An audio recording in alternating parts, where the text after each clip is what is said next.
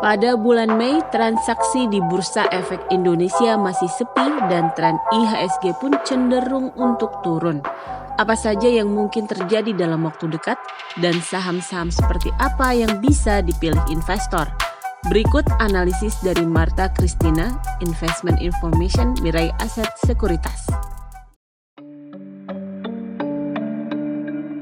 Seiring dengan optimisme pemulihan ekonomi global dan juga pemulihan ekonomi yang akan dipimpin oleh Amerika Serikat dan China yang kelihatannya akan lebih tinggi dari ekspektasi.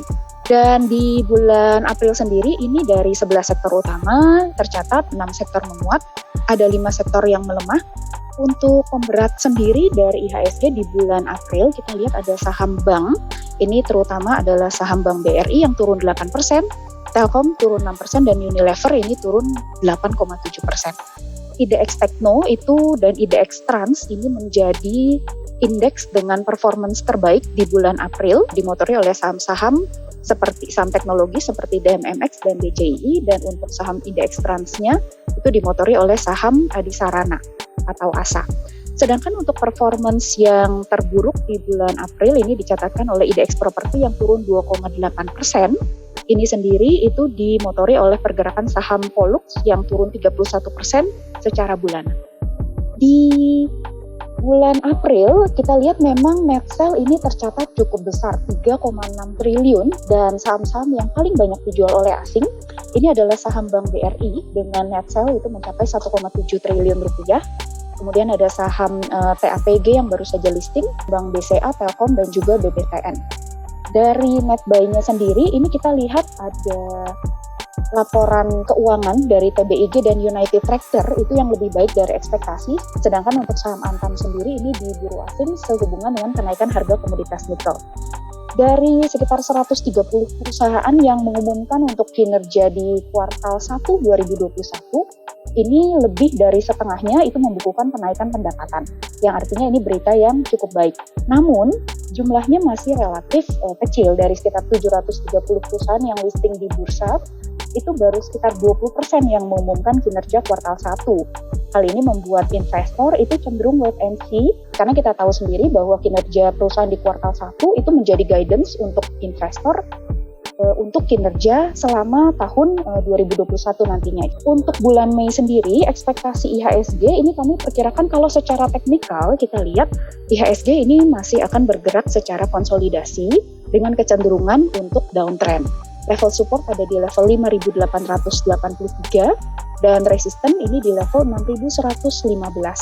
Dan di bulan Mei sendiri ini karena adanya libur lebaran, jadi volume transaksi juga relatif akan lebih turun dibandingkan bulan-bulan sebelumnya. Dan beberapa faktor penggerak untuk bulan Mei kita lihat masih di seputar data ekonomi, baik dari domestik ataupun dari global, kemudian dari pergerakan harga komoditas, laporan keuangan emiten di kuartal 1, dan juga bagaimana perkembangan kasus COVID-19, baik secara global ataupun di domestik, dan juga sejauh mana vaksinasi pemerintah ini bisa berjalan sesuai dengan rencana. Dan kita mau update sedikit ini untuk laporan keuangan kuartal 1 2021, terutama adalah untuk emiten-emiten dalam indeks LQ45. Dari 45 saham, lebih dari setengahnya sudah mengumumkan kinerja untuk kuartal 1 2021.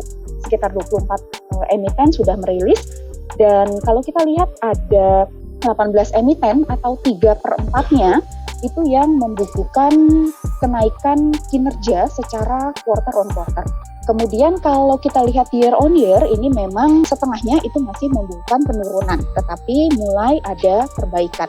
Dan kalau kita lihat secara sektoral, dari saham-saham sektor perbankan, kemudian sektor infrastruktur, kemudian juga non-cyclical, masih tertekan kinerjanya secara year on year. Namun kalau kita lihat secara quarter on quarter, ini sudah lebih baik. Di quarter on quarter ini hanya beberapa perusahaan saja, dari banking ini hanya BCA, kemudian dari non-cyclical Unilever dan gudang garam, dan kita lihat memang tekanan masih ada di sektor semen gitu. Tapi sisanya itu sudah membukukan kinerja yang lebih baik.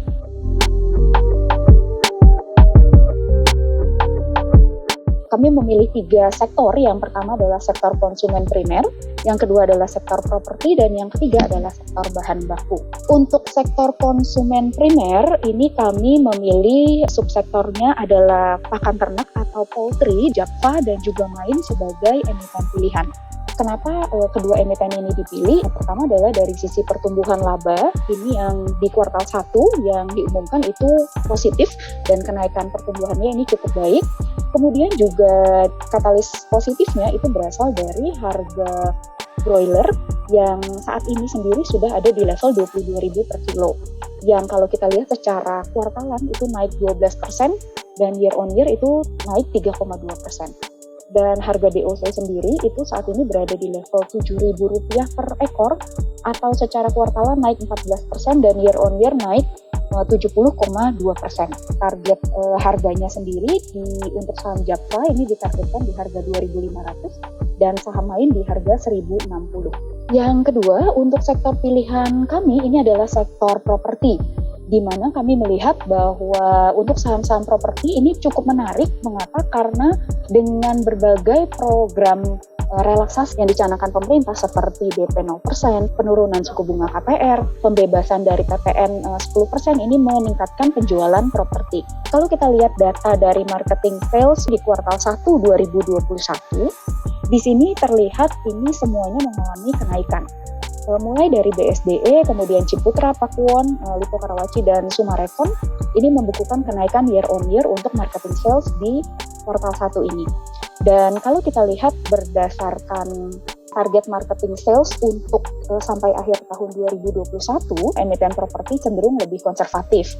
Kalau kita lihat BSDE menargetkan ini 7 triliun rupiah, Ciputra 5,9 triliun, Pakuwon 1,4, LPKR 3,5, dan SMRA 3,5. Dan pencapaian di kuartal 1 kalau kita lihat di sini, itu rata-rata sudah lebih dari 30% dari target yang dicanangkan oleh perseroan. Memang kalau dari sisi kinerja, ini kita lihat secara year on year masih turun, mungkin kecuali CTRA. Namun kalau di kuartal 1 sejauh ini yang sudah mengumumkan ini ada BSDE, sejauh ini sudah membukukan kenaikan laba bersih. Jadi kami sendiri optimis CTRA dan Pakuwon ini bisa membukukan kenaikan dari kinerjanya. Dan sektor ketiga yang kami pilih ini adalah sektor barang baku dan ini sehubungan dengan kenaikan harga komoditas. Jadi kalau kita lihat dari harga nikel ini secara bulanan itu naik 10,4% dan year to date sudah naik 8%. Sedangkan untuk komoditas timah itu naik bahkan lebih tinggi lagi. Secara bulanan naik 17% dan year to date itu sudah naik 45,2%. Untuk itu kami memilih 2 emiten, Antam dan juga saham timah. Dan ada beberapa emiten yang layak diperhatikan dan ini sehubungan dengan kinerja yang baik yang dibukukan perusahaan di kuartal 1 2021. Antara lain ada Akra, Bank BTN, SRTG, dan juga MPNX.